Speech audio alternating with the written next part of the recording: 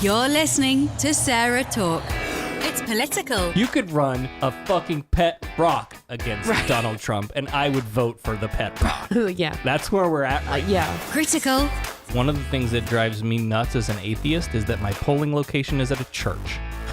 And I don't necessarily have a problem. I'm not going to like burst into flames walking into a church. Now, after being on this show and having heard your viewpoints on some things, my advice to you is don't test this. I won't burst into flames. And positively LGBT positive. In many states, you can still be evicted from housing simply for being gay or transgender. Stand and fight with us.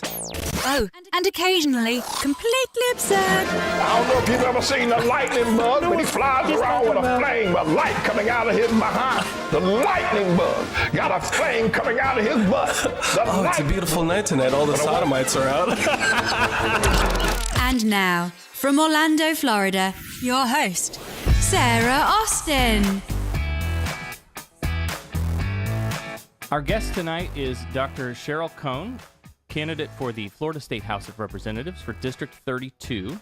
She currently teaches students with autism at Groveland Elementary. She's also an author, screenwriter, musical theater director, and playwright. Dr. Cohn, welcome to SarahTalk. Thank you very much.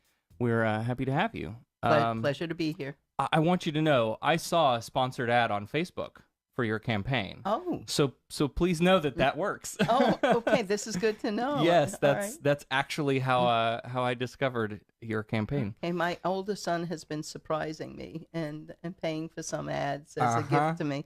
So that's nice to know. Thank that's you. great.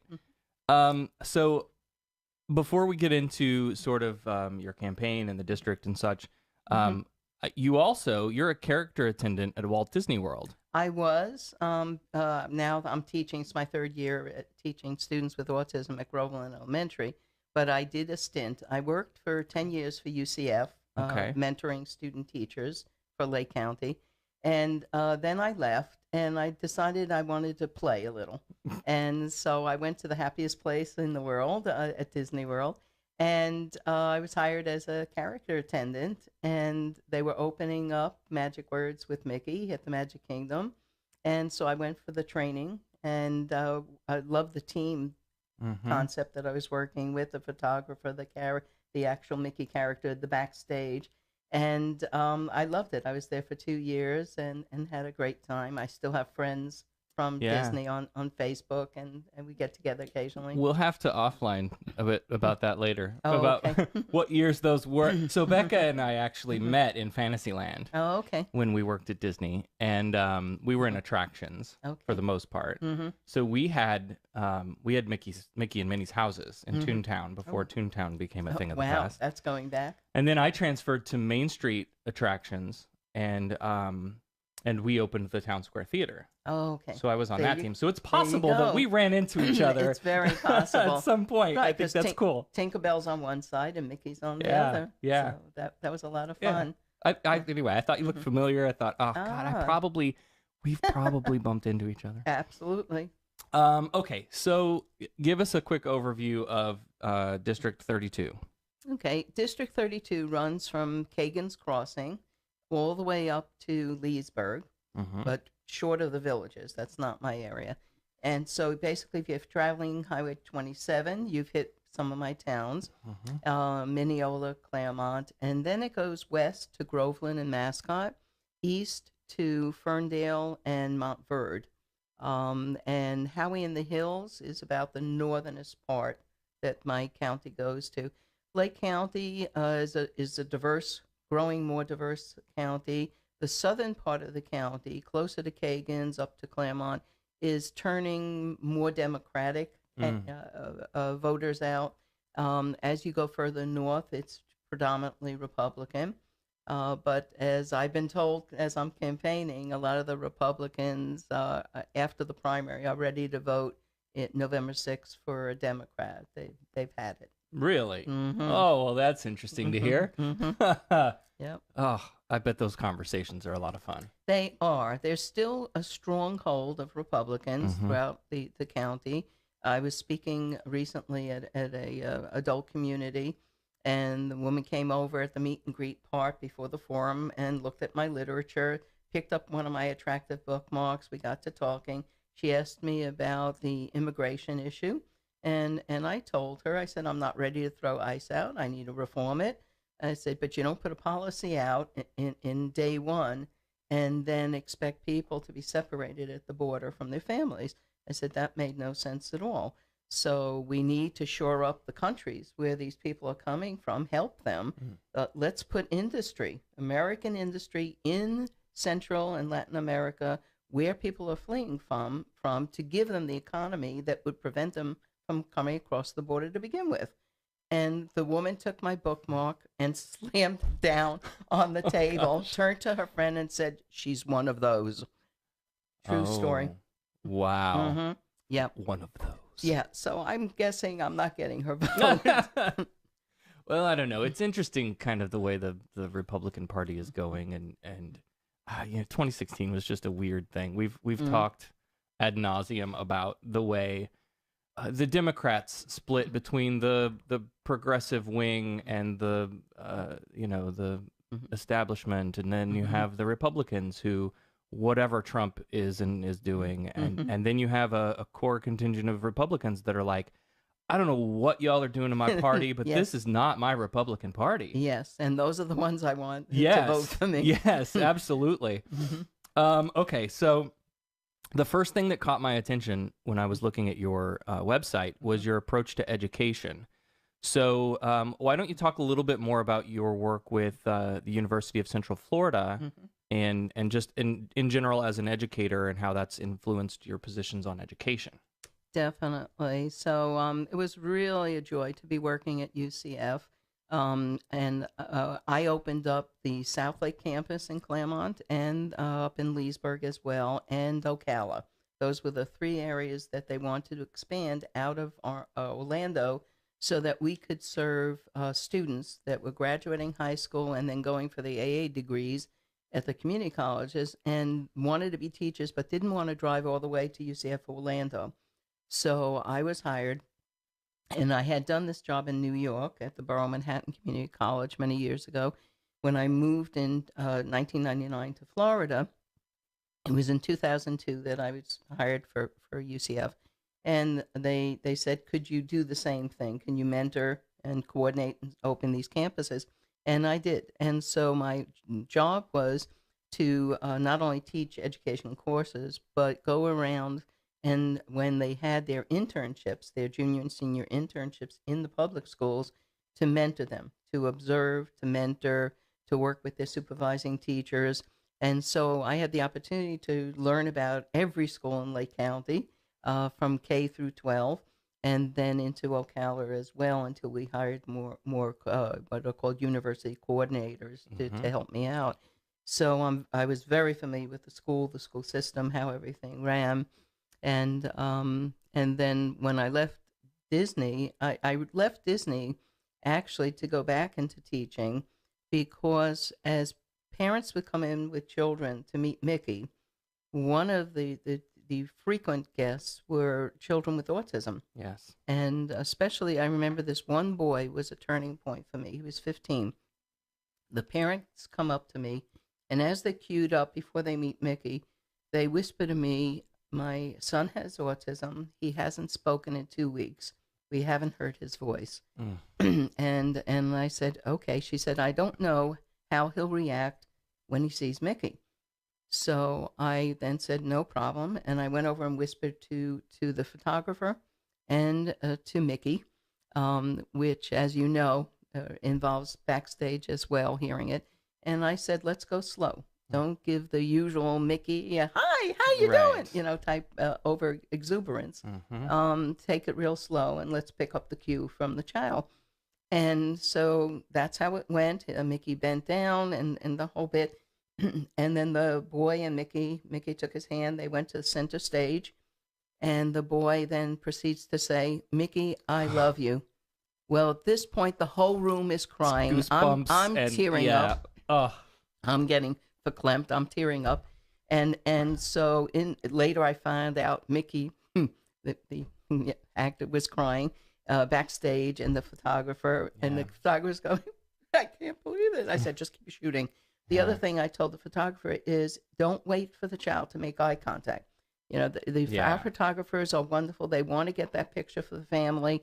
Of course, they want to sell the pictures. So they want to capture the eye contact. You can't do that with children with autism. They don't often make eye contact. So I said, don't wait for that picture. Just you move around where the child and Mickey is.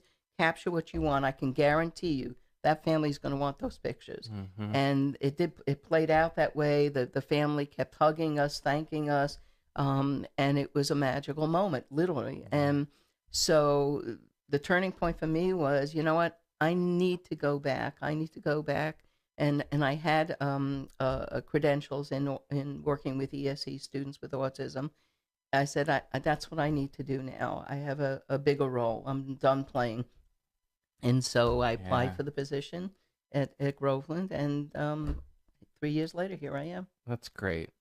And God, we all worked at Disney. We've heard our fair share of and seen those things happen, and it we could do a whole show on Disney. Yeah, yes. But it really does. When it happens, it moves. I mean, because you deal with some grumpy people from time to time, and it's hot in Florida, and the lines are long, and it sucks. And then you have that one experience that just turns everything around. It's like, okay, this is good. Yes, exactly. I'll keep doing this for a while. Yeah, it's like my golf game. All I need is to sink one hole in, and then I'll come back to the course. 18 holes. All I need is one out of 17. Turn it around. Okay. Okay, so for those of you who listened to last week's episode, we had Kayla Tedder, who's running for Polk County School Board. Some of these questions will be familiar. We talked with Kayla about a lot of local level issues, from teacher pay to school safety, and so I want to get into some of that with you as well. Right. Because for a lot of the challenges local schools face, in many ways, our hands get tied by legislation and funding that comes out of the state. And so first, we have an amendment on the Florida ballot in November, Amendment 8. This would create an 8-year term limit on school board members. That's a thing. I mean, you could probably make arguments on both sides of that. It would require the legislature to promote civic literacy in public education. That doesn't sound so bad on its face. But the part that concerns me is this. Would allow the state government to operate, supervise, and control public schools not established by the school board. Is that as terrible as it sounds to me? It is awful. You're reading it correctly. There's a couple of issues here. First of all, I would like to see amendments be one-topic amendments. And not bundled. Right. Yeah. And so the bundling confuses voters. And as you said, civic education, wow, yeah, we need our young people to understand the political system. Well, we're doing a lot of that anyway in our schools, but to have it as an amendment is not necessary. There are other ways to approach that. The concept of funding for non-public education is actually a violation of the Constitution. The Florida Constitution states that monies that are received into the state goes into a fund for public education. It's in the Florida Constitution. What has been corrupted by the current House is to take those funds and divert them for other causes, including the current House has diverted funds that took money away from low-income housing this year. They have a history of misappropriating funds. So we go back to public education. Amendment 8 would take, if voters said yes, would take public school funds and then choose where to distribute to, such as for-profit charter schools. For-profit charter schools instead of public education. Religious education. I'm not against religion, but don't use public education funds for religious education. Parents are welcome to enroll their kids in these other schools, but don't take it from our public school funds that are hurting already, and the budget is low. So when I get up to Tallahassee, what I want to do is shore up that public funding, secure it, and increase the budget line so that funds can then trickle down to the local school boards And here again, we have an issue of who's controlling. Local school boards need to have the autonomy and control, not be dictated by legislators who aren't directly impacted by those counties. So Amendment 8 has to be a big, fat no by voters. Yes. And don't get fooled by it's an education thing, and the way things are written. It could lead one to think, it's for education, I should vote yes. Right. No, it's not good. Yeah. The only item in all the amendments that I like is Amendment 4, which restores rights to former felons that have done their time, done their parole, and often have to wait 5 years or more to get their voting rights back, if at all. And if they have not committed capital crimes and crimes of high offense, there's absolutely no reason. If you want people who have been incarcerated to really, truly return to your communities and be productive, then one of the things you need to give them is the power of the vote. Yes. So I'm yes on Amendment 4. I support that too. We're talking about funding to private education, and you touched on the religious topic. So I want to make a note, and I'll probably mention this again later in the show. I recorded with John Willis of the Wayward Willis podcast yesterday, and so when that's released, I'll let you know. But the topic of that particular episode was what even is religious liberty. And so we took a look at, what religious liberty really is and what the evangelical right is pushing for, which are two different things. If you've listened to this show any longer than 10 minutes, you know that. But there is a playbook, and I don't know if you've heard about this yet, called Project Blitz. Project Blitz is a 116-page document put together by the Congressional Prayer Caucus Foundation, Incorporated. It is the playbook for the In God We Trust on the schools bills that we have seen flying all over the place. The first play in the playbook, which is In God We Trust on schools, there are other things too, such as requiring that all schools offer to grades 9 or above a class on Old Testament and a class on the New Testament. Well, there's the violation of church and state. Of course. That smacks right there. And they try to work around this, and this is what I think was interesting. If you read, they've got mock legislation that's ready to file, but if you read down into it, it talks about privatizing the funding, right? Yes. So, okay, we're going to demand that these classes be put into the schools, but in order to kind of strafe the line, we're not going to give you funding for it. You're going to have to come up with your own. Private churches can help you pay for. It's just the most twisted knot of church and state that I have ever seen, what these people want to do. Yeah.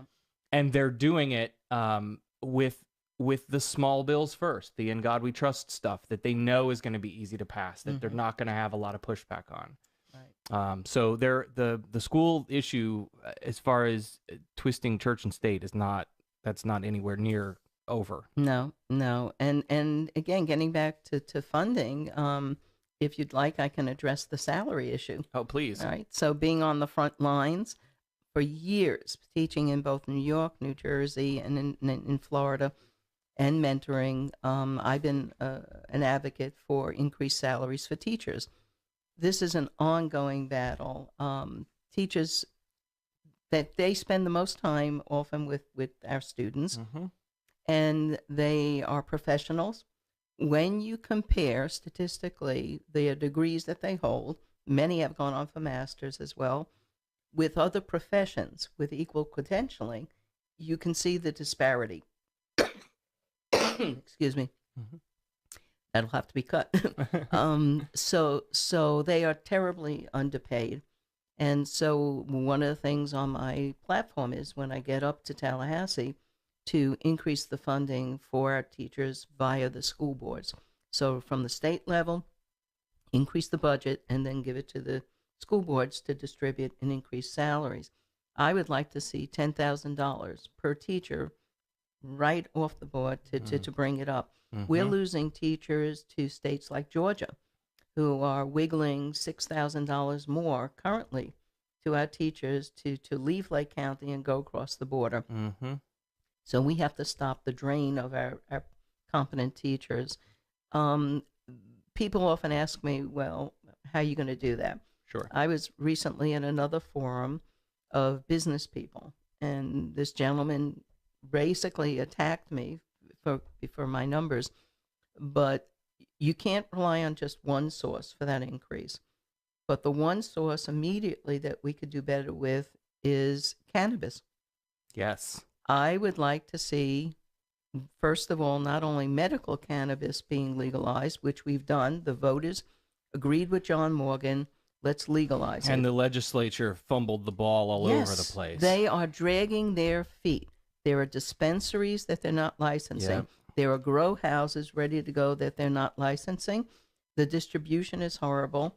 They've cut the cannabis, allowing cannabis to be sold. There's a whole medical list that qualifies. So if your doctor writes a script, this one young man, and I don't know if you saw it on my Facebook page, he's gay. He's pan, actually. And he said to me, Dr. Cohn, I used to be able to get cannabis for my depression. They're not allowing it now. They've taken the depression off the list of what's allowable to receive the cannabis to help with my mood swings. And so I said, that's unacceptable. Yeah. So things like that are really hurting. That's not what the voters wanted. And then I would like to see it legalized for recreational as well. Amen. So using the Colorado model, and I just told them that on West 2 News. I want you to know, I did not give her a copy of my notes, but you are literally reading word for word from my notes. Really? I love you so much. Oh, this is great. Oh, this is wonderful. I love you, Sarah. So I recently was on West 2 News, and it's one of the clips that they're replaying. Usually at 5 in the morning, but that's okay. And I've got the excerpts, and it's on my Facebook page as well. And so the Colorado model takes 15% excise tax right off the top of that, and it immediately generates $40 million, Mm-hmm. 40 mil to school boards for capital improvement. Yes. Repairing schools, building new schools, fabulous. Then on the other side, sales tax, 2.9% sales tax. That gets distributed in 3 separate pots, pun not intended on that, and on the pot. And then one of them is actually earmarked for salary increases for teachers. Yes. So again, generating money. And the gentleman who challenged me, I said, it's not the all end of everything. You still have your school funding from the state. Sure. That's supposed to be an entrusted funding. You then add in more than 40 million because you're also doing the sales tax. So maybe 80 mil to fund our school systems, our teachers, and our construction and repairs. So what could be wrong about this? It just seems like such an easy... Right. And you decriminalize cannabis. Yes. You free up people who are going into the criminal system for minor offenses. Yep. Why tie up your local police arresting people for having a joint? Why tie up your prisons, the court systems? So you're saving money on that end too, that people aren't seeing in the bigger budget. Yep. So and who gets incarcerated more than others? Minorities. Yep. So it goes back to that issue too. They can't afford the bail to get out of prison. Yep. So they're locked in for at least 30 days till they get a court hearing. Really? For having some pot in their pocket or in their car? I don't advocate driving with smoking, by the way. So yeah, this is a win-win for the state of Florida. We need to move on that. That's why I have to get up to Tallahassee. Yeah, it's a no-brainer. Absolutely. So we were talking a little bit, let's go back to educator salaries in general. Mm-hmm. Yeah, it drives me crazy that we seem to have placed so many important things on the bottom of our priority list. Mm-hmm. Nobody seems to have a problem spending huge amounts of money to make sure that NFL players make millions of dollars a game, right? Yes. Mm-hmm. So if we want a well-educated citizenry, and we should all want a well-educated citizenry, Yes. that requires paying our teachers. So there's a broader challenge of making public education a priority among the public, right? So that's I guess it's a two-pronged thing, right? We talked a little bit about the money and where that comes from, but how do we get people to give a shit about education again? Yeah, that's an excellent question. I think starting with elevating the teacher salaries to professional levels so that they are on par with other professions and they're viewed at that quality level is one way to do that. Our teachers dip in their own pockets all the time for supplies. I've had people say to me, because I do it too, oh, don't buy that. Wait till the school gives you the funding. The school doesn't have the funding. No, there's no funding. No, I'm going to buy that for the classroom now, because I know we'll need it. Yeah. And so bringing up to professional level, I think, is one public image that, oh, yeah, this is a profession going on. Yes. The other is celebrating the success of our students. More visibility with students that have been taught in our public schools. What achievements are they making so that the public can see that? So just like with the analogy with football players, when you see on the news the football player, he did so many touchdowns or he's doing this or that, and many of them do philanthropic things as well. They start schools or whatever. And, well, we need to show that with our teachers. Our teachers volunteer. I personally volunteer in a robotics after-school program that's very STEM-oriented, bringing in underserved populations and our girls into technology as well and science. And so things like that. United Way has celebrated our success in that program. They're helping with donations. And other organizations. I work with a wonderful colleague, Jennifer, who's been at the forefront. We've got donations for shoes for our low-income children. I'm a Title I school that I teach at. And so if we can make these things public, so the public understands that teachers, A, need professional salaries, B, do much more than what occurs in the classroom. We extend out to our communities and then celebrate the success of our students. What achievements have they done? What scholarships are they getting? What schools, colleges are they going to as a result of our public school education? Yes. Then I think we'll see more of that professionalism. The other alternatives is we put on football jerseys and get out on the field. I don't know what else Which might be a fun publicity stunt. Thank you. I'm ready to tackle. Yeah.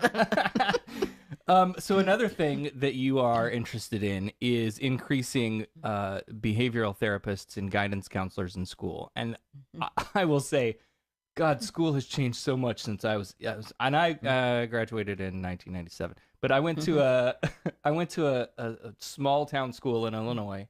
I had 32 kids in my high school graduating class. Oh my! Right? Small town school. We had a guidance counselor, and their job was pretty much to help you fill out your financial aid and college applications. Yes. And that was it. Yes. Like, that's what they did.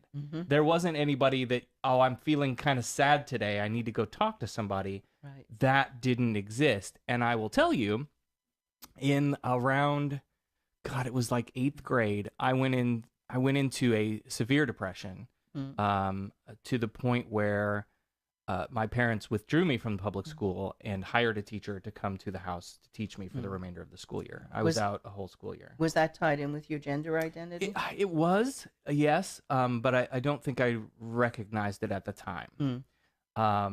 And that's a fun story anyway. But so they took me to a therapist, right? And but a therapist who was an old white dude who probably didn't have training in gender identity issues. I'm guessing, yeah. Yeah. And so, all I can remember from that experience was him asking over and over again, like, why are you taking your mom's bras? Why are you taking your mom's bras? Why do you keep going into your sister's things? And I was so ashamed that I couldn't talk about it, right? The approach was completely off. So it makes me wonder, had there been someone in the school that I felt comfortable with, that I felt I could trust, that I could go talk to, And and I'll add, in this, I didn't plan on this, so don't let me get too far off the track here. But but we covered a story recently where there was I can't even remember where it was, but they wanted to make like a mandatory reporting rule where if a kid comes to you and says, "Hey, counselor so and so, I have problems with my gender identity. I think I'm trans or maybe whatever," that they would then have to report that to the parents. Oh. Where was that? Do you remember? Iowa? Oh, wow. Yeah, there was some state trying to move that through. But right, so there's a lot of things there, but we need quality mental health care professionals in our schools. Yes. And none of that other garbage. Mm-hmm. Yes, so currently we have a lot of guidance counselors, student acts out, Right. versus a mentoring, true guidance and mental health role. Right. And so one of the things that the Guardian program is supposed to do is be mental health. Right. So it may not be a guidance counselor. It could be an MSW social worker Right. that's in the school, available. The students know him or her, meet with them, understand that is strictly their role.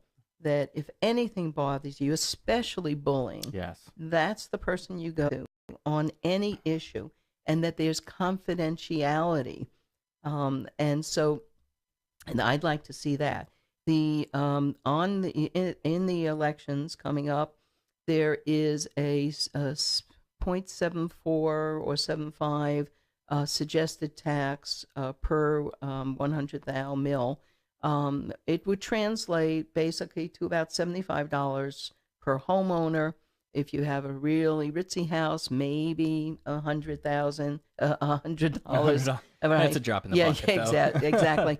So you're talking $75 to $100 per year for a homeowner and locals to put that money strictly into the local public schools for mental health workers. Yes. And so it is money well spent. Early identification and treatment and help for young people is the key.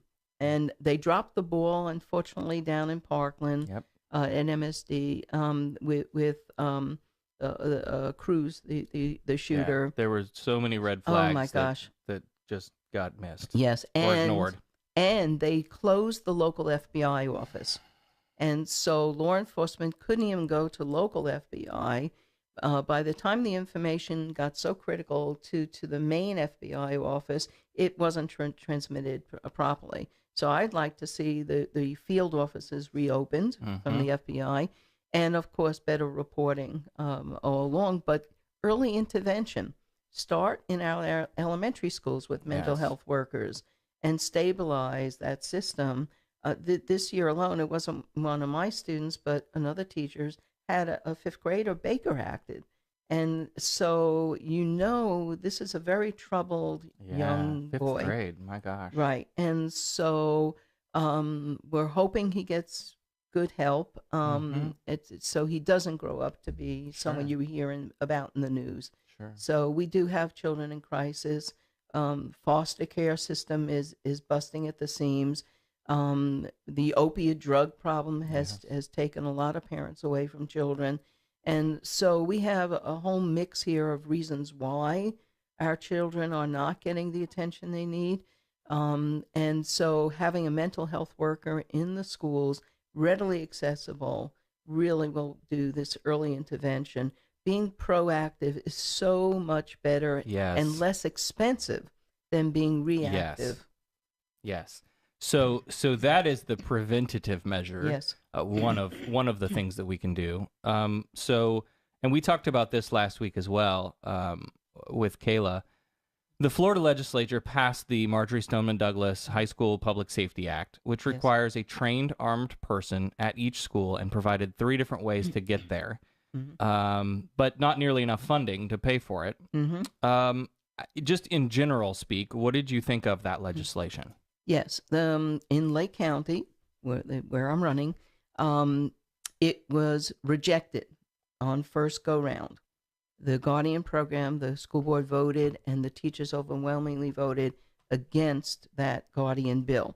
Rightly so, because it mandated having teachers. It wasn't a choice on the first round. And I kept saying to people, and I asked the teachers in my school and other schools and my former student teacher interns, I said, how comfortable are you having all these teachers running around the school with guns? Right. I said, and, I love my principal, but I don't see her packing. Right. And so overwhelmingly people said no. And I give the scenario that a fifth grade teacher who's in her classroom and there's an announcement, there's a shooter on campus. If she's designated, she's not leaving her classroom to run across campus to take out a perp. No. She's going to stay and protect her own students.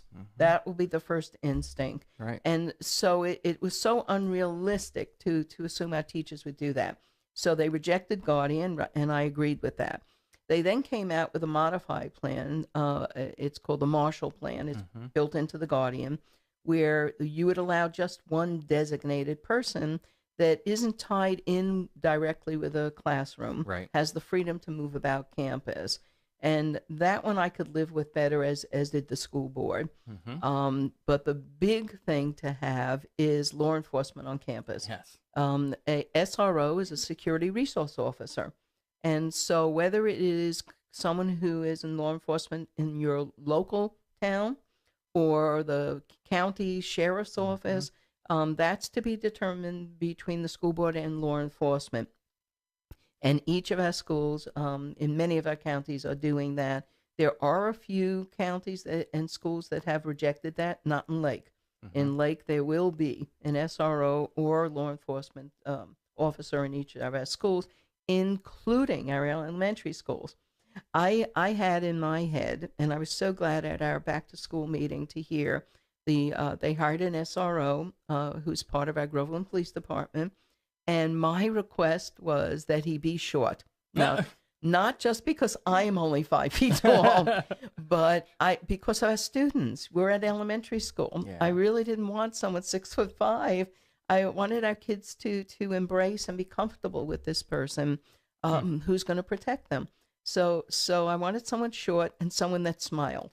I didn't want that military straight look. Right. And lo and behold, we got him. Oh, He's that's cool. wonderful. Officer Jimmy, absolutely wonderful. We're glad to have him. And he is the armed SRO.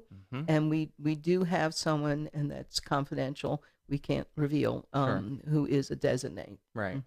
And we've talked about this before. Like a good SRO is also a preventative, not a reactive. Yes. Right. If you're doing your job as the school resource officer, you know who the kids are who need the attention. You're in the hallways. You're walking around campus. You know who all of these kids are, and you've used the powers of observation to identify and befriend and take under your wing the kids who may not have the great home life, and the parents are always at work, and they need a little adult mentoring.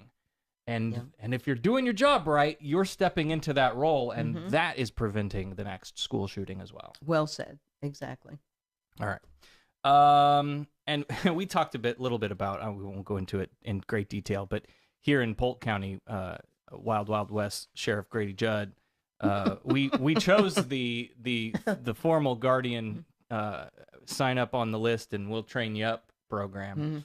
And that was the best decision that our school board could have made, given that they roll millions of dollars from year to year in debt, and that the funding that came from the state with the legislation wouldn't have paid for even what we did choose, right? Let alone a school resource officer. So we had school resource officers, and I think Lake is the same. Prior to all of this, we had SROs in middle and high school, yes, but not in elementary schools. Correct. And so Polk County chose for the elementary schools, we'll just train up some people and strap up, buddy. It's your turn. Yeah, that not a good but way they to couldn't go. have made, right? If I look at those three options as 3 levels, and we chose the bottom level because it was the cheapest, I might have, when you're taking bids for a job, right? So you're gonna have somebody come out and put up a fence you never take the cheapest bidder, right? Right.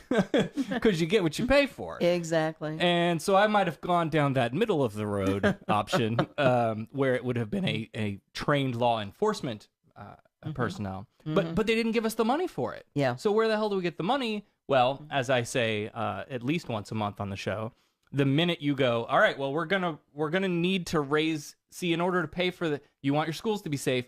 Gonna have to raise your taxes. No, don't you raise my taxes? Yes, That's yes, my money. bad You can't take my money. Right, bad Taxation is theft. Right. And I speak to a lot of senior citizens.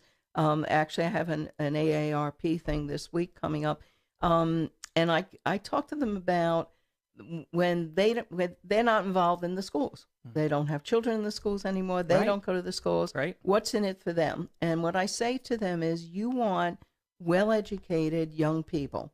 They're going to graduate college. They're going to go on to medical school. Yes. One of them is going to be your doctor. Yes. Do you want them to be bad in math? Right.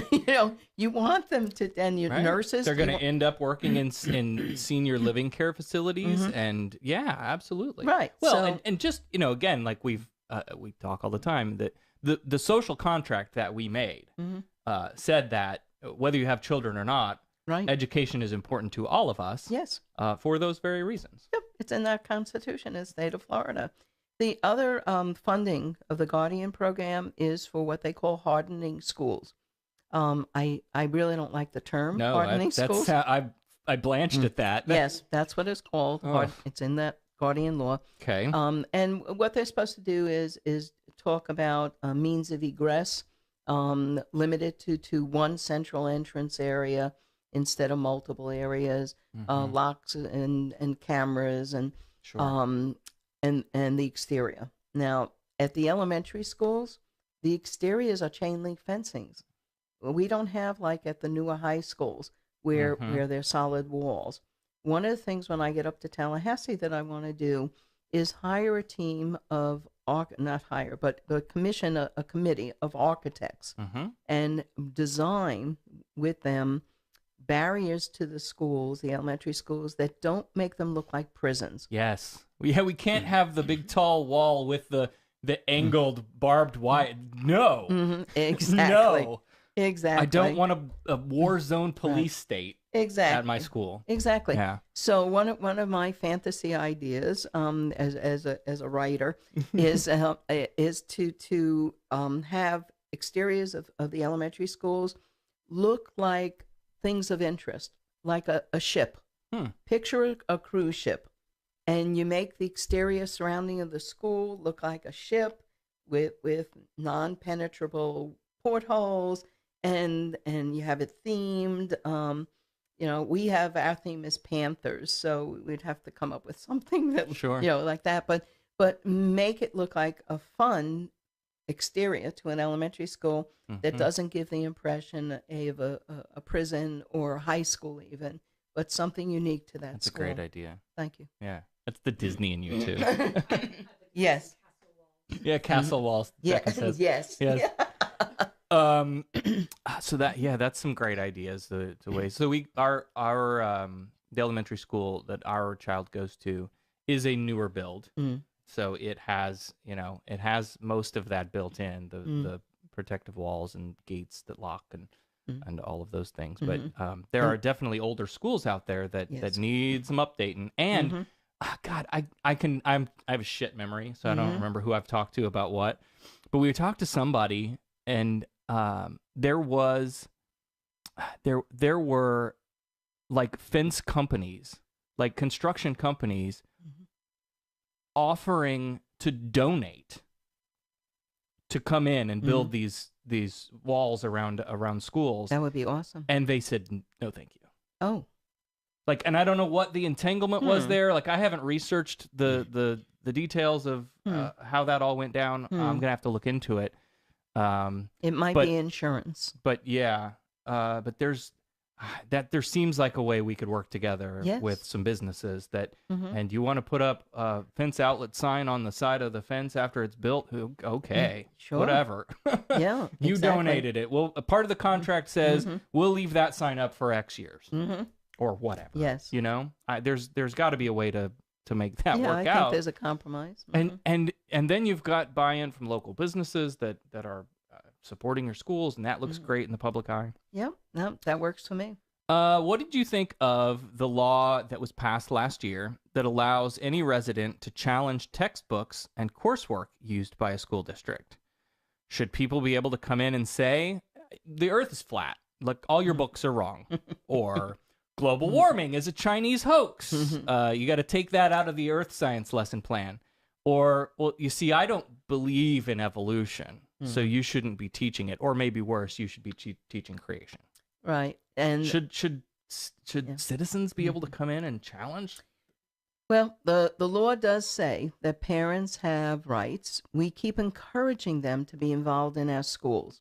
So if they have a child in the public school, the first thing they have to be aware of is it's public education. We do have separation of church and state. We will not be teaching creationism. So when you come in to look at the textbook and review it, you're welcome to make comments that you think would better serve your child. But there is a panel assigned. Yes. It usually begins with our media specialist, who is a licensed librarian, and other community members and faculty at the school. So it's never just the one parent input, but the one parent input is respected. And the issue of creationism or dinosaurs and humans being on the planet at the same time, which I've seen, and it's not in my book. Well, it's in some of the books for the private charter schools. It was exposed by the Orlando Sentinel maybe 6 months ago. And so if a parent said, I like this book better, no, the committee would definitely reject that. Good. Like, I want to be the science teacher on that day that gets to say, okay, so somebody decided that we should be teaching creation alongside evolution. Kids, here's what you need to know. Creation is an unproven myth that it's a hypothesis, right? And you kids have learned the difference between hypothesis and theory, right? You know they're not the same, right? In the way that we use theory in the scientific community. But also, evolution and creation are not even about the same damn thing. Evolution doesn't say how things began. So they're not even good. It's not even close. Like, I can't. And I had a biology teacher who was a Christian. That was an interesting experience. Well, when I was in school. More power to him. Everyone has a right to their own beliefs, but you don't have a gotta right to separate impose it. Yeah, right? yeah. You leave it at your doorstep, and so that's okay. That's for your church and your family. Absolutely. And students, after a while, as they mature, can understand that you can believe something within your own home and your own churches and synagogues and mosques, and still learn the other way of what's true science, and be able to resolve the two.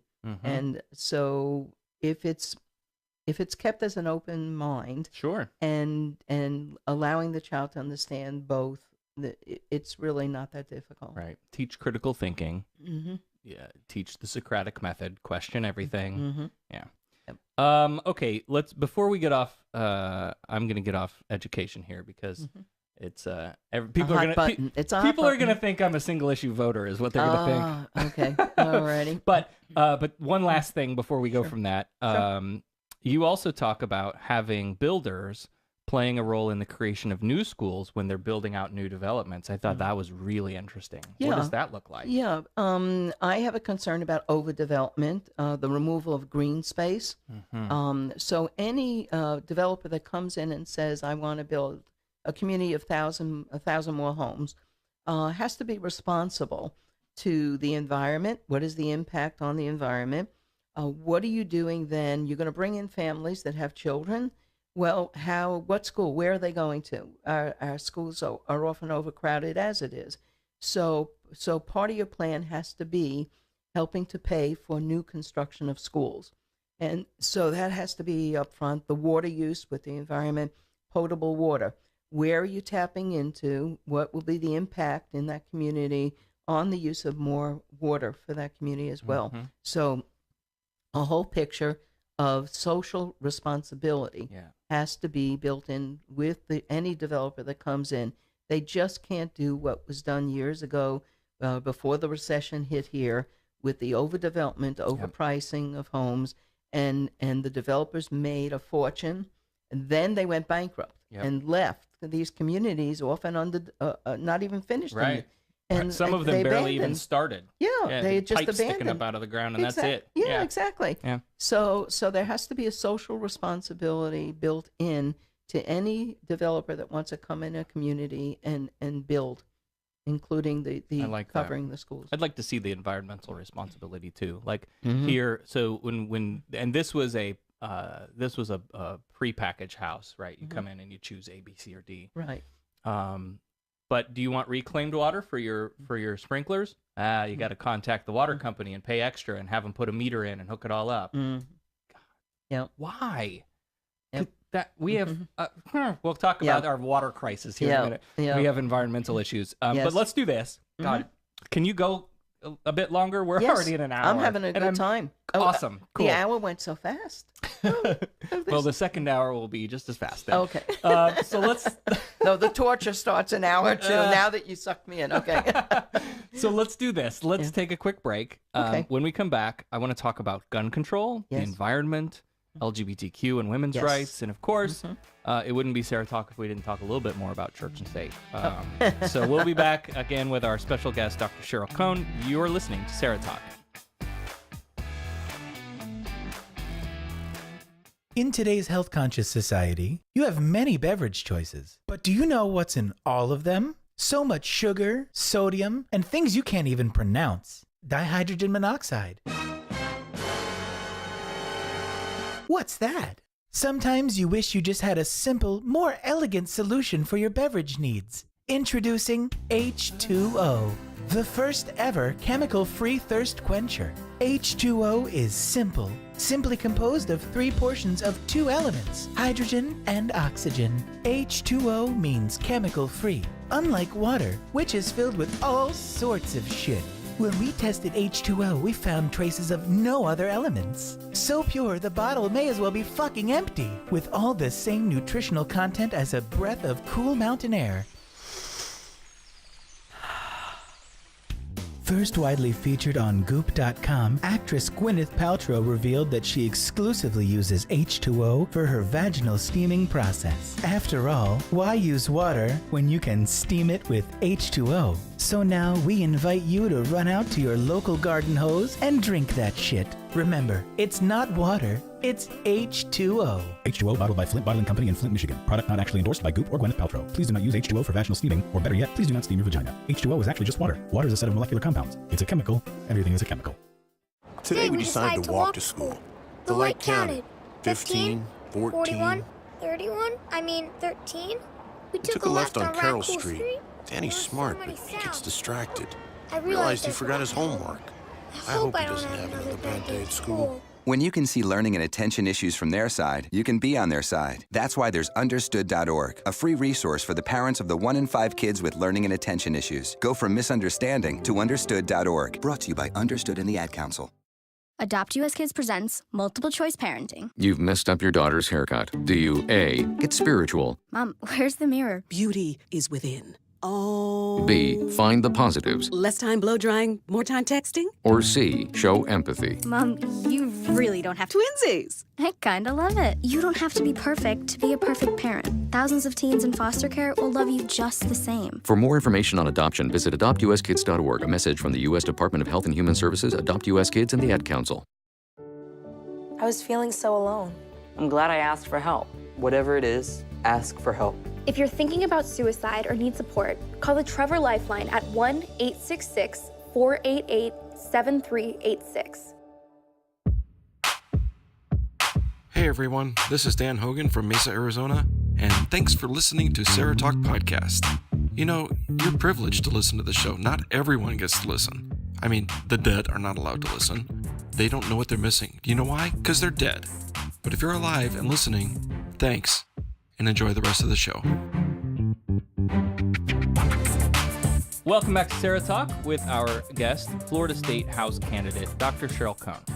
Okay, so after the MSD school shooting, sparked by outrage of the students themselves, and that was amazing to watch. Yes. And all of them are going to vote this November. Yes, you are, and it's going to be great. Yes. The country got into our camps to argue about gun control all over again.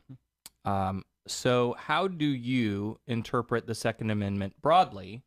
And then more specifically, what steps would you like to take legislatively to address the problems that we're trying to address? Yes. So first, let me tell you, I have met with the MSD students. They recently, they've been on tour, and there's 2 tours. One is a nationwide and one is local Florida. So I met with them in Kissimmee, and it was an incredible, that they are just fabulous young people.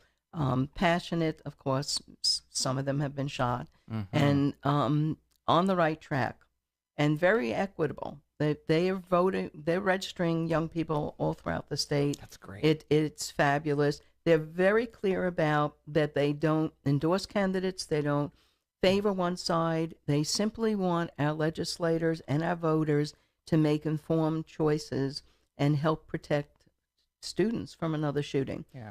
So having said that, and I'm sorry they wouldn't wear my little bracelet that they gave me. I had to go through security. You know, when they go to speak, they have death threats. Oh, sure. I mean, this is a crazy environment. Well, I talk to people in my daily life on a regular basis who look at these kids, like Cameron and David Hogg, Emily, and they, well, this is all a publicity stunt, and they're just, they're in it for the fame, and they're not. Yeah, shoot me so I can be on TV. Right? Really? How crazy is that? So, the gun control issues, Second Amendment rights. Yes, it's in the U.S. Constitution. The right to bear arms, the right to protect oneself and property. No problem with that.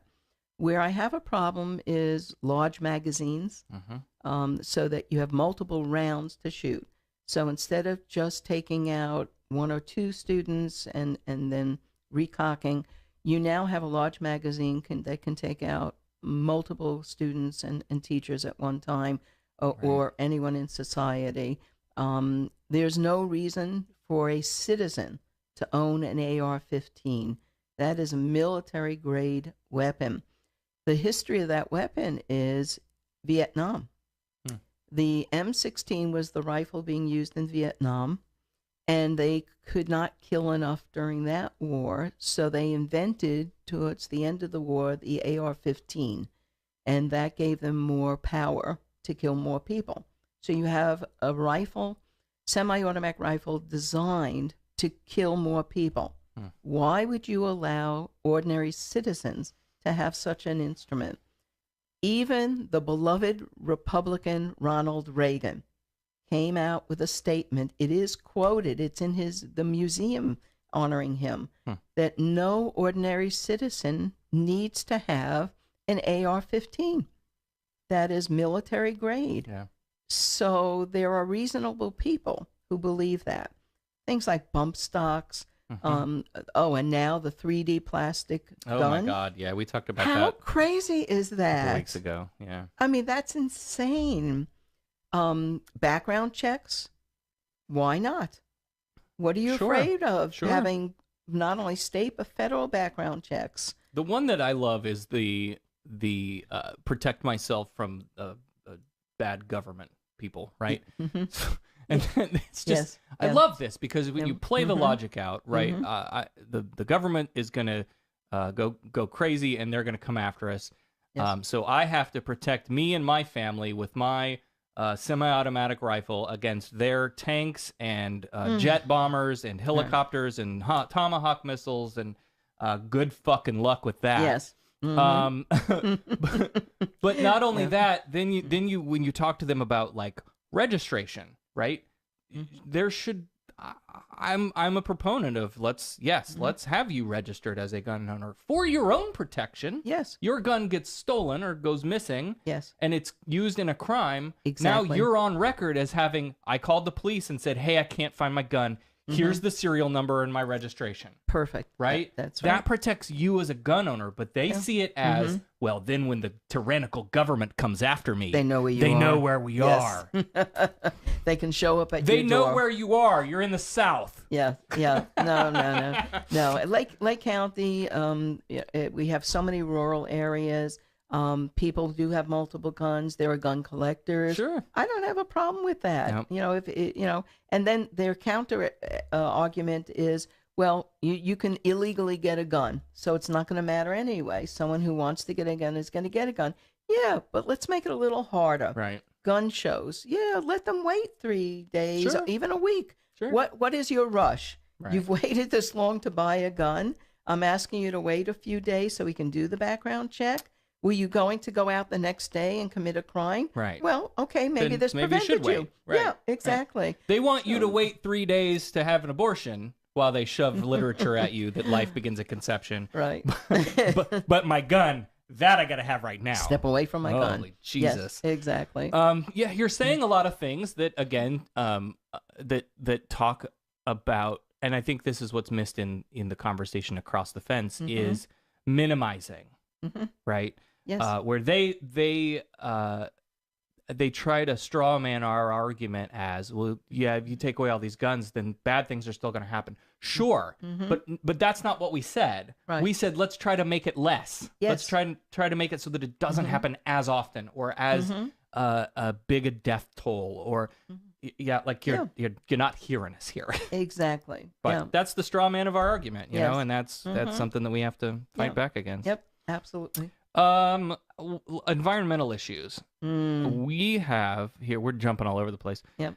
Here in Florida, we have a toxic algae bloom. I would call it crisis. It's an emergency. It's been building this for state. years, Sarah. How did we get to this point? Yeah. Ignorance, ignoring the situation, taking money from funds that should have gone to clean up, Commissioner of Agriculture dropping the ball. We need a new commissioner. The voting should reflect that. There is a person, Mr. Walker, David Walker, who's an environmental scientist. He's running for agriculture commissioner. That sounds smart. Yes, it's made sense to me. Yep. And you wouldn't know that if you looked at the White House right now, because don't even go there. We assign people into positions that have literally nothing to do with the position. No, that they they'll have. be They doing. bought their way in. Yeah. It's money. Friends of Dump Trump. So anyway, yes, this has been years of neglect and pollution. This sugar industry, I mean, I love my sweets and sugar, but there wasn't a set of controls put in place. So their byproduct of the production is when people talk about what is the sugar issue, it's not, well, sugar, of course, with obesity, but the sugar runoff into the streams that go into our lakes from the byproduct was never curtailed. And so that went in. Pesticides, they took too long to regulate safe pesticides and protect it from going in to our lakes without being purified.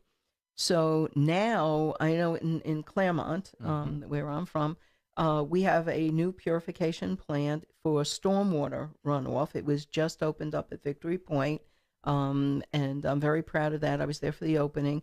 And what it does is catch the stormwater runoff and clean it up and then release it back into the lakes, as opposed to what's been going on for years and years, where that all just runs right into our lakes. Dumps right in. Hence, Lake Apopka is a cesspool. Right. And picture, if you will, in your minds, those of you listening, the evil industry plant on the hill, right? And then the camera pans over, and there is a gray metal pipe that's just pouring out green sewage into the lake. Vomit. That's what's happening. Literally. Look at these pictures of the algae bloom. Lake Okeechobee is a disaster area. And all of that stuff moves. Water doesn't stay put. It moves around, and it gets down into the land. and causes all kinds of problems. Right. So we're seeing the fish dying. Yeah. And other aquatic animals, and the birds then and others that eat those other animals. So it goes through the food chain. And so I was asked a question on the WESH 2 segment. Is $5 million enough to clean it up? And I don't have the answer yet to that. I need to work with the finance committee. But rather than look at the money part, I'd like to look at science. I would like to have scientists look at bacteria, natural bacteria, and put that in Lake Apopka and let the bacteria eat the algae. Yep. And see what we could do about cleaning it up using more natural. And rather than trying to increase the budget. We may have to increase the budget. I don't know yet. But let's look at some scientific alternatives to help clean it up as well. Yeah. I'll give you a backyard example of that. We had an aphid problem in our garden at the old house. And your options are knock them off spray them off with water, which is fine, it does its job. Or you can dump chemicals and put pesticide all over it, which will it arguably washes off. It's been designed to not harm humans. There are good arguments for that, but that shit costs money.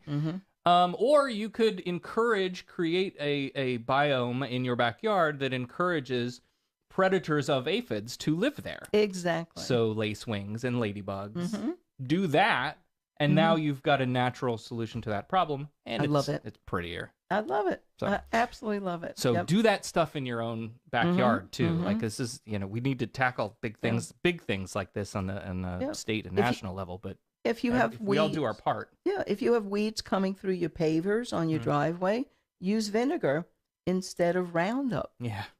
Hello. Another major environmental issue here. We are a hotspot for offshore drilling. And there has been a tug of war over the past number of years. Do we drill more? Do we drill less? Not at all.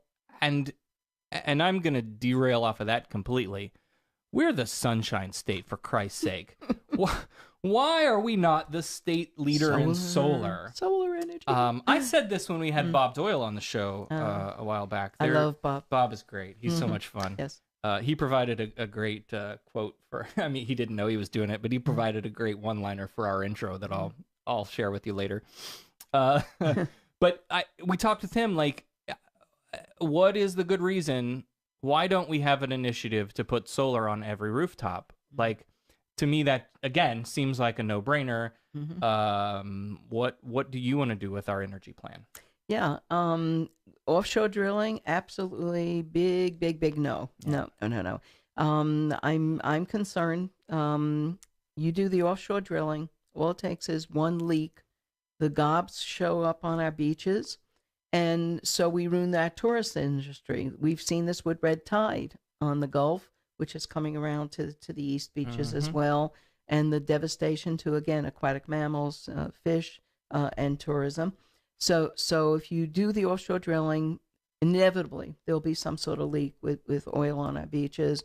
I don't want my own granddaughter to be on a beach with oil between her toes. Yeah.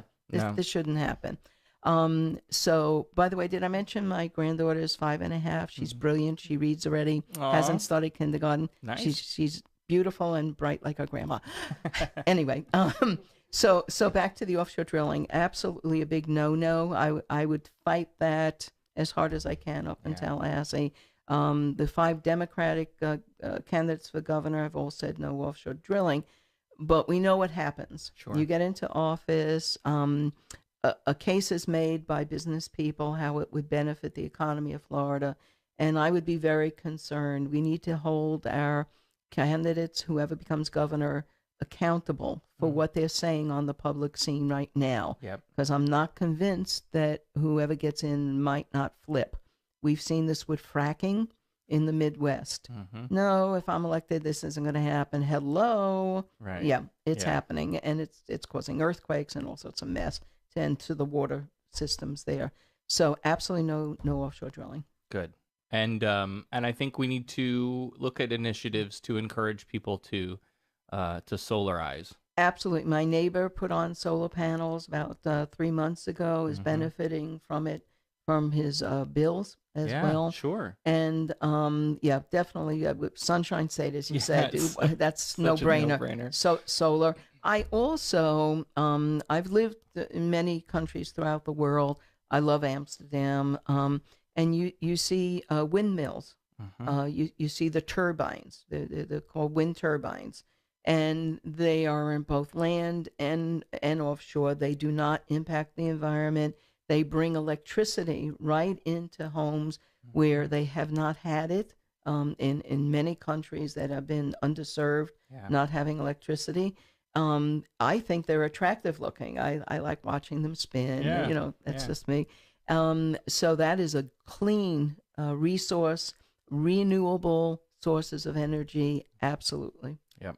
I think that's great. And, you know, like we've looked at solar for our own use, and it's, the options right now are kind of, you can buy the system up front and start saving more right away, or you can kind of lease to own the system sort of thing where you add it over to, you know, add the cost of the system onto your bill and pay it over time. Tax credits would probably be an encourager to get people to jump on that. I think that would probably be a good thing. It's going to increase the value of your home. Now, the problem that you have with that is, you know, when we start talking about that, then Duke Energy comes and knocks on the door and says, "Ho, hey, what are you guys doing here? We make a lot of money off of these our consumers. What the hell you think you're doing?" So that's, you know, you always have just like the problem we're going to have with the sugar industry when we start talking about restrictions on, you know, what they can do. We're going to have a fight.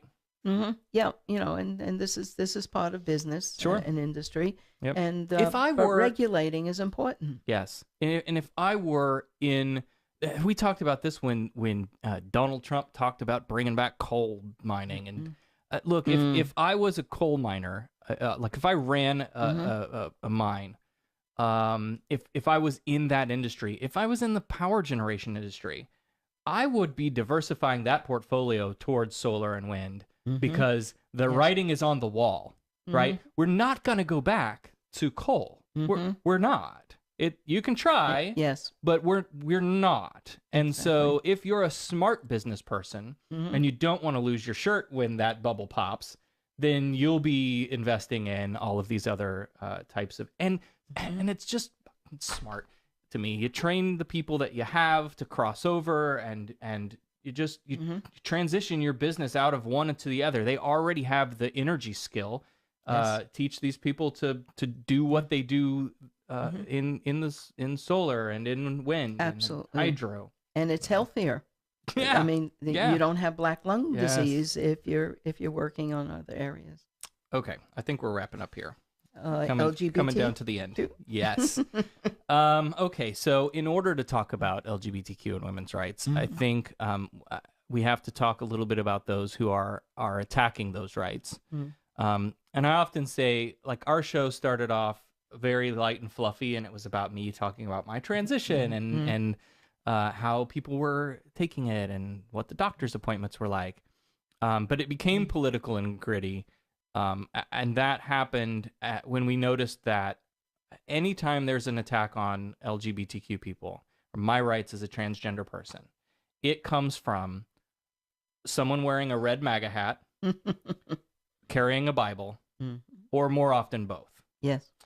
And so the far-right evangelicals are correct. There is a culture war going on here. They're not wrong. Yes. Racists and misogynists and homophobes and transphobes feel more emboldened to act on their awful opinions, and we have an administration that's backing them up. Absolutely. And we're pretty close to having a Supreme Court that will back them up. This is very scary. We have to look at why that seat became available. Yeah. There's some backhanded stuff going on there. Yeah. Oh, yes. Yep. And they want to challenge Roe v. Wade. They want to challenge Obergefell. And they're all doing it under the guise of religious liberty. Absolutely. Right. Now, obviously, we don't want to get into the weeds at at that kind of level. You won't be able to, I'd be here another month. In the state level, right? You can't the stuff that's going on nationally. You can only do so much on the state level. We are impacted by federal shenanigans. Sure. To keep it a nice word, it does come to the state level, such as you mentioned Roe v. Wade. We are closing reproductive centers in Florida because of cuts to Title X, which is Planned Parenthood funding. So I'm very nervous about these changes coming down the pike. And a lot of states already have, laws on the books should Roe v. Wade get overturned. And I don't know that it would get overturned. I think they would gut it. I think they would go back in and talk about specific points and make some changes there. Right. But there are states with laws on the books that the day that happens, outlawed. That day. Yeah. And more are trying to pass them. Yeah. And that's dangerous. What people don't realize, mainly on the right, is when you talk about having a reproductive center in Planned Parenthood, it's not about abortion. That's only one part of it. It's about people being able to make their own choices and getting good information. And so low-income women who can't afford their own private gynecologist, they're going to miss out on mammograms and pap smears as a result of these local area reproductive centers closing. So we're going to lose lives as a result of this. Has nothing to do then with abortion. It has to do with good medical care for women. Absolutely. And so on the LGBTQ rights issues, we've seen Trump roll back the Obama administration's directive to treat trans kids with respect and as the gender that they tell you they are, and other marginalization tactics. What would you want to do at the state level when it comes to LGBTQ protections? One thing is the mental health workers to work with students who come in, maybe in the discovery mode, and be able to talk to someone, because often they can't talk to their own parents. And so having that mental health worker in the schools from elementary up to high school is really important, especially as we get into middle school and they start changing body-wise. Sure. The issues of bullying, them feeling comfortable to talk to someone about this and how that can be worked through. Building into our education not only workshops for teachers and children about the anti-bullying, but understanding that LGBTQ alphabet soup rights are human rights, just like our civil rights, and all of them right now are under attack. Yes. We need to add gender identity and sexual orientation into all of our civil rights language. That's a thing that needs to have happened a long time ago. I don't know. So we've gone on long enough here that I'm going to make this its own separate show. And I'll figure out when I'm going to drop it. So this may either be before or after the next episode where I'm going to talk about this. But there's a news story that just dropped that Orlando Mayor Buddy Dyer announced that the city hall is going to have a all-gender common shared multi-stall bathroom, which I think is just great. It is. It's fabulous. And it'll be a testing ground, I'm sure, right? They're going to use that as an example in one way or the other. So don't be surprised if people don't go in and be stupid. But yeah, I think that's the kind of stuff that we need to see more of. And again, it's hard in this post-truth apocalypse that we found ourselves in, because truth doesn't matter as much anymore when you're making arguments to the other side. They are appealing to emotion. They are appealing to authority figures. And so, sitting them down and going, right, here's a study that shows that all of the things you just said about gay people adopting are wrong. But that doesn't work. When I first moved to Florida, gay marriage was not allowed. I remember Rosie O'Donnell was living with her spouse down in the Miami area, and she was a big advocate for gay rights and marriage. and eventually left the state because of many issues, and then got married in the New York area. And it never made sense to me why the state would allow a heterosexual couple to keep a child that they have been shown to abuse, yet you're not going to allow a loving gay couple to marry, adopt, or have their own children that are treating them as love people versus the abuse that we see in other families. It made no sense to me. Nope. It doesn't have to do with what gender your spouse is. It has to do, are you the best parent to bring a child into this world, or to adopt a child or foster a child? Yep.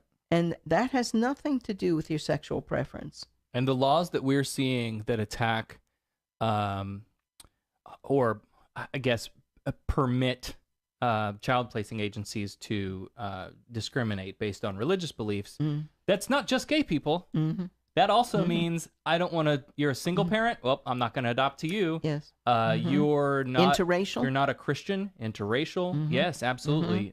Come in with your hijab, and you might as well just forget it. No, that's it. They call ICE at that point. Yeah. Right. So those laws are obviously dangerous. But when you start writing down like the formula for this logic, it just makes it doesn't add in any way. Life begins at conception, but after they're born, we don't really give a shit what happens to them.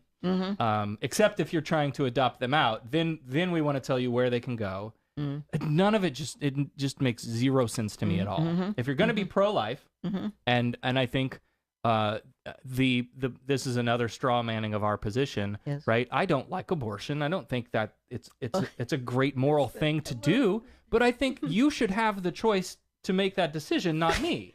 I just said that. I just said that the other day at a forum when they were talking about pro-life, and my Republican opponents had mentioned that pointing a finger, well, she's pro-choice. I said, excuse me, I'm pro-life. Let's define that. Yes, right. I love life. Yeah. I said, if one of my sons impregnated someone, and I found out, I'd encourage them to adopt. Let me help you adopt. Don't abort if you don't have to. But it's not my choice. Right. And certainly it's not the choice of our representatives at the State House to impose that will on someone. It's between the woman and her doctor, and if so being her clergy. I said, so you can be pro-life and pro-choice. Yes. And that's my position. Yep. And more left-wing Democrats would like me to just stick with the pro-choice. And I said, but that's not who I am. I'm not going to change because suddenly I woke up February 14th and became a politician. Right. I said, no, this is how I feel. But the bottom line is I don't have a right to impose that on another woman. Right. So pro-choice, but pro-life. And there has to be nuance in the conversation. Why does it have to be all or nothing? Yes. Yep. Same thing with the NRA, all or nothing. There's no middle. Yep. So same thing with the pro-life people. And there is a middle ground. Sure. Yep. And define your terms, because when you and I are talking and I say pro-life, you may think a different thing than I do with that word has different connotations. So definitely. I think I was doing the flailing like you said you were going to do, because I am passionate about that. Yeah. Okay, so we covered a lot of ground, and I appreciate your time. So before we wrap up here, I'll give you the final word. Is there anything that we didn't cover that you wanted to make sure that we touched on? Wow, we really covered quite a lot. Yeah, we did. Yeah, I think we've covered almost all my major issues, because they break into education, human rights, and the environment, and we really tapped on all of those. And so just getting back to restoring civility to our discourse in politics, coming back to the fact that politicians are public servants. They're not self-servants, as we've seen in this administration. Yeah. You're elected to serve your constituents, not your bottom dollar. And so going back to respect for politicians and respect for diversity. I'm on the Interfaith Council in Lake County. And it's just really coming back to the issue of respect in both our language and how we treat people. That's what's missing currently in our environment. All right. If folks want to learn more about you, donate to your campaign, or otherwise get in contact, where should we send them? Okay, you can go to www.SherylCohnCandidate.com. You can go to Facebook, Sheryl Cohn on Facebook as well. I have both a personal and a candidate page. You can email me, SherylCohn18@gmail.com, and phone numbers and emails, and it's all on those links. But start with SherylCohnCandidate.com. And we'll have that in the show notes as well. Thank you for allowing me to be with you today. Yeah, we appreciate it. I'll let you have an opportunity to give us a brief summary for the folks who are listening out there in the district. Why should people vote for you? Okay. All right. Well, because I'm running on changing our political climate to one that's full acceptance of diverse constituents. I'm a good researcher. I've done a lot of research on the Holocaust and other educational issues, genocide. So I'm used to doing research. So when it pertains to legislation, I thoroughly vet and look at what's pending, what was passed, what's not. So I have those skills. I'm a people person. I speak from the heart, and not from a script. And I hope to meet with constituents and be involved in my community. And as a teacher, I have inside information, obviously, on the education system. I'm a parent of 2 adult sons and one, as I mentioned, gorgeous granddaughter. And so I overlap a lot of areas, and I like to have fun too. So I'm looking forward to my victory party. Awesome. Dr. Cohn, thank you so much for coming down to the studio to put this whole thing together. I appreciate your time and efforts, and best of luck in the upcoming elections. Thank you. A pleasure to meet you, Sarah and Becca. Dr. Sheryl Cohn, Democratic candidate for the Florida State House of Representatives for District 32. Again, visit SherylCohnCandidate.com for more information, and most importantly, vote. Yes. The Florida primaries are August 28th. Early voting starts the 18th. And of course, those of you listening elsewhere, study your candidates, get to know them, and make sure you vote as well. All right, we want to make a quick thank you for all of our patrons at patreon.com/SarahTalk who support the show financially and help us keep this thing going every week. We are actually in the process of working out how to upgrade our streaming software so that we can stream to Facebook and YouTube at the same time and maybe reach a bit of a broader audience, and that all takes money, and that is thanks to our friends at patreon.com/SarahTalk. That's going to do it for this week. Again, our thanks to Dr. Sheryl Cohn, and we'll see you next week. You've been listening to SarahTalk. SarahTalk is made possible by listener support. Visit patreon.com/SarahTalk to become a patron and help keep this program going. Contact Sarah and Company by email at producer@sarahtalk.com or call 224-40-SARAH. That's 224-407-2724. And follow us on social media, facebook.com/SarahTalkRadio and on Twitter @SarahTalkRadio. SarahTalk is a production of Sarah Austin Media.